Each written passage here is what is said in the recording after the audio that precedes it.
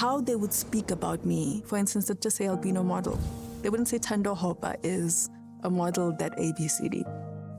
And I almost saw how, I don't know how to explain it.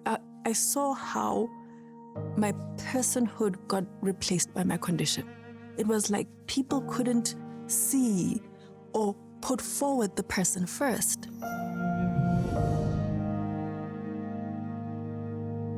When I was at home with family, I was absolutely and fully human, in every way unquestionable.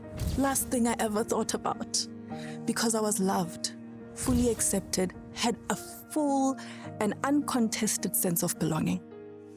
When I went out and I started going to school, then I started understanding that my skin color had a political and social consequence and narrative. The culture has a way of seeing me. There was the lens of superstition. There was the lens of science, In terms of superstition, it was, okay, leswafi, ingao. Leswafi is a curse. Ingao is a monkey. These were generic terms that were used for albinism. In the scientific world, it was a genetic disease, a genetic disorder. Each lens kind of was trying to explain the body of albinism, but it was negatively interpreting the body. It was saying something happened that was not supposed to happen, basically. I got an email from Vogue, and I remember that I wasn't sure if it was real. I had to, me and my publicist, we literally even had to check in terms of domain if it actually was Vogue, and the people who were contacting us, were they real? I spoke to my mom. I'm like, I'm requested to do a Vogue cover and we're going to shoot this in Cape Town. And she was like, I know about these scams. I know, but you're gonna be trafficked, She was convinced. She's like, please don't go.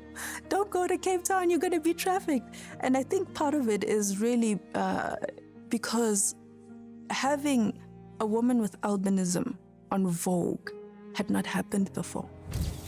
It was such a large cultural footprint that it was difficult to believe that it was happening. In retrospect, I wish I enjoyed it more, but I think I was just feeling the weight of the responsibility and all the people who are carrying me, but I'm also carrying, There's just, there's this thing, it's a bit of a tangent, but there's this thing that you get taught when you're young. You get taught your clan names. My father used to say to me, ungumamni, and I'd say, no, ngumamgwevu, maskomo, mahudulu, mhlajana. Something about that really stayed with me, in that you carry people with you and you're also carried by them. And even in the world of representation, you know that you carry people with you and you're also carried by them. So you handle that space with a great deal of caution, conscientiousness, and understanding of responsibility.